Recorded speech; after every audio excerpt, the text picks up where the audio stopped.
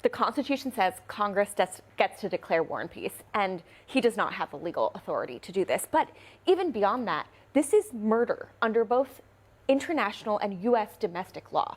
If you have all of this proof, come show it in a court of law. That's what we do in this country.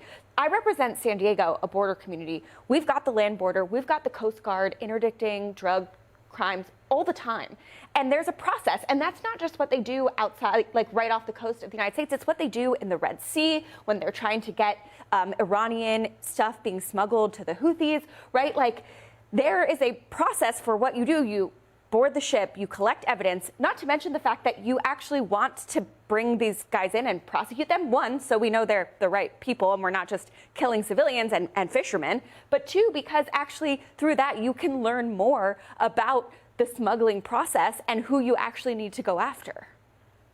Why is Trump insisting that he can just kill people, whether by land or sea, without proving that they are even who they say? Well, I think this power to protect our country is a power that presidents have exercised back to the very beginning of our country. And I had a law enforcement official tell me that on one of these drug boats, the amount of fentanyl or cocaine has the ability to kill 30,000 Americans. If you have If you have a missile that is coming, if you had a missile that was coming to the United States, had the potential to kill 30,000 people, I think the president would well within his authority to stop that boat. The basic level of proof is that boat actually carrying fentanyl? Let me play what Rand Paul said about that very issue.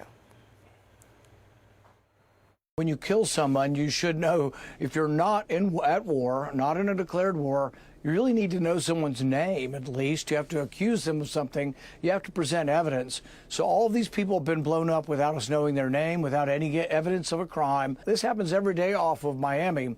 But we know from Coast Guard statistics that about 25% of the time the Coast Guard boards a ship, there are no drugs. So if our policy now is to blow up every ship we suspect or accuse of drug running, that would be a bizarre world in which 25% of the people might be innocent.